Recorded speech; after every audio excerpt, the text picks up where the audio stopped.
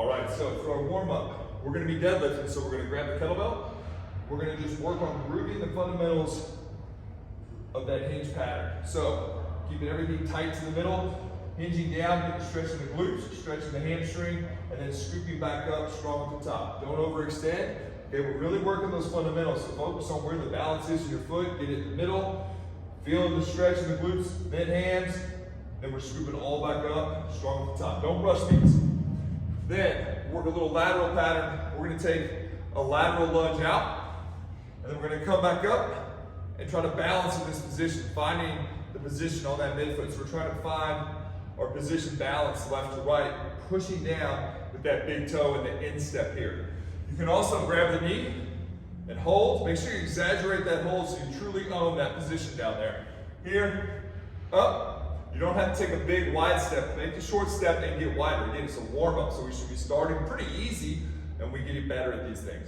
Then we're gonna have a hollow body hold. So, low back, hips, butt on the ground, legs straight out. We want them straight out. That's not straight, that's not straight, that's not straight.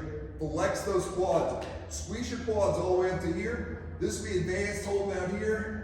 You can add a squeeze in together. You can even add a yoga block there and squeeze together. That'll bring your adductors into play, which helps get your lower abs going as well. So we'll run through that 2 or 3 times. You can do that for 30 seconds. The goal here is we're warming up into our hex bar deadlift. If you want to do straight bar deadlift, that's fine. Obviously, if you have some sort of consideration and you want to skip using the hex bar, you just using kettlebell, dumbbell, that's all fine. You do you, okay? All right, so in this hex bar, we're gonna get tension by pulling ourselves down into the bar. So I'm getting tension into the bar, connecting the bar with my upper body. So my upper body and the bar become the same thing. I leverage down into my hips, and then I drive up from the floor. So I connect the upper body, and then I use my legs to leverage that whole unit of the bar and my torso off the floor. Notice I'm not rushing those reps. I'm not trying to bang it off the ground and go super fast. I'm trying to get strong with this, so we're gonna slow that pace down. Now, we're pairing this with a few different power exercises. We're doing a sled shove, so we're just shoving the sled, taking 2 steps, shoving the sled. If you don't have access to a sled, you can get a kettlebell or an RMT club. And we're doing throws, so we're just trying to drive through the ground, okay, with power this time. So we're trying to get a little speed there, and then we're trying to stop the club, stop the kettlebell, whatever you have right there at eye level. You can do med ball slams. Start on one side, slam over, reach over, slam. If you want to add a little step, you can add a little step. Okay, make sure that arm goes over top and slams back down. So you get about 20 to 30 seconds of work here. Get that heart rate up, work intensely for a short amount of time. We'll want to take 2, maybe even 3 minutes because we did a heavy exercise and then we got our heart rate up real high. So 2, maybe even 3 minutes before we get back on. We're doing sets of 6 to 8 here, okay? If you're using kettlebells or dumbbells, you may want to do 8 to 10, get a few more reps in. Okay, we're gonna do 4 total rounds. Again, 20 to 30 seconds of work here. You can base it off reps if you want it to make sense for what you're doing. Okay, but we're looking to get 20 to 30 seconds of work, okay? 4 rounds. For our next circuit, we're gonna have push-ups. We're working eccentric push-ups today. So we're gonna get ourselves in that perfect push-up position. All right, I like to hold on to dumbbells or parallettes or something. You can do it from the floor. You can also do it elevated from a bench if it's too challenging at first, which is fine. I want to get a little round in my back, pressing the ground away, getting that protraction of the shoulder blades. Then I'm thinking I pull myself down. So I'm going to start pulling with my shoulder blades and my back of my arm, kind of like a row. Notice how my core is keeping my middle of my body still and up. And then I can either reset at the top or push up back out. We're doing a really slow eccentric, which is hard. It's very challenging for the muscles, so you may not be able to get that concentric, and I definitely don't want to compensate for it. And that is a lot of stress on the muscle. So we could just focus here on this eccentric. Notice I'm keeping my elbows tight to my side, much below my shoulder line, owning that position. So we'll complete 5 reps of this eccentric push-up. Then we're going to come off. I've got 2 bands tied together at about chest-shoulder height.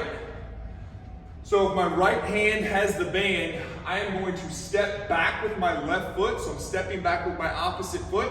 I'm going to stand up into a press and a hip hinge. and that's gonna be cross side. So my left knee's up, my right hand presses. So the move will look like this, down and up. You can reset if you need to, down and up. You wanna pause and hold that position, down and up. Watch trying to move this foot around. Make sure you get that foot out. A lot of folks will come here and just do this. You don't wanna do that. You wanna kick out. Okay? Also, watch this band going up around the shoulder. You want to kind of keep it down here, or above the shoulder. You want to keep it down here off to the side. Okay? As well, watch from here, this side, coming up real short. Be like that. You want to stand tall. Press this foot, especially the toe, into the ground. Hold that position. This is hard. You're not going to bat 1,000 on this. That's sort of the point. It's going to pick up the slack and use that whole core. So we'll do those, you'll do like 10 on that side. Then we're gonna hit the row position. So we're gonna be in what's called a fisherman's row. So I'm gonna have support from the opposite hand and knee. My left hand's gonna support, my right knee will be on the pad. I'm gonna be in front of the bench. Don't get out here on the side. I'm gonna start here. We're gonna extend the bird dog position and row. Feel that shoulder blade move around the rib cage. Remember, your shoulder and your shoulder blade work together like best friends. Jordan Pippen type stuff. We'll switch after 10 reps. If this is too much, balance, you're more than welcome to take that knee down. You can even come here, but I want to work on some stability work here, keeping this middle still while we get the row position there. We'll do each side, 10-ish reps. Then we're going to come underneath the bar. I've got little handles set up to hold. You can also just hold the bar, whatever works best for you. So this looks very low to the ground. But what you're going to see is, if I want to make this easier, I can come here and hold this position. Make sure your hips don't sag too much, especially not touching the ground. You want to bridge up in this position and hold. And we want to pull our chest to that bar. Don't overextend here, okay? If you want to make this more challenging, we can step out and add this hamstring element to it. And we'll hold for 20 seconds, 20 seconds, okay? Now that's one big circuit. The important thing is that the row, our fisherman's row and our isometric row hold here, those go together. And then it's important that our push-ups are 5 eccentrics, and then our press here with the hip flexion, that those go together, okay? You can do them in either order, but they go together, and we're doing 4 rounds if you have time. You should kind of keep moving through this. We always talk about resting, but these aren't high weight, high demand exercises. So you doing the pull exercise and the push exercise gives the other one the rest that it kind of needs. Again, because there's not a whole lot of weight in this. We're not pressing 1,000 pounds. So you don't have to rest a whole lot to do this. Try to get 4, but if your time's running short, go ahead and cut it to 3.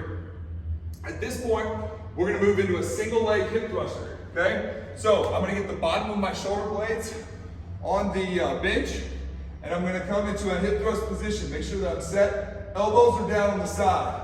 If I need a weight, I can put it here on the floor side. So my left leg is gonna be on the ground, my right leg I'm gonna extend. My goal here is to essentially keep my hip level the same and then drive up. I gotta keep this up leg up with it. I can't let it fall here to the ground.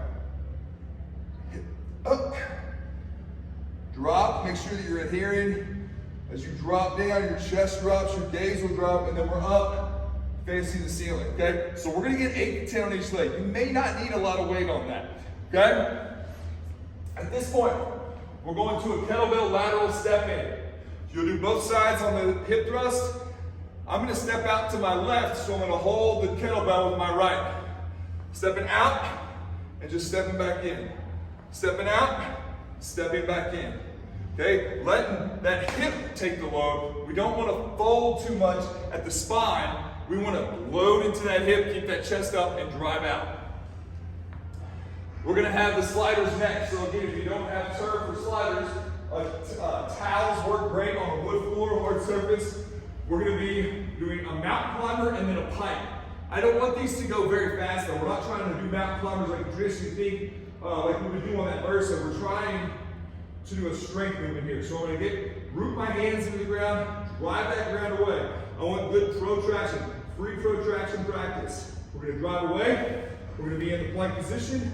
I'm going to move left up, right up, both up.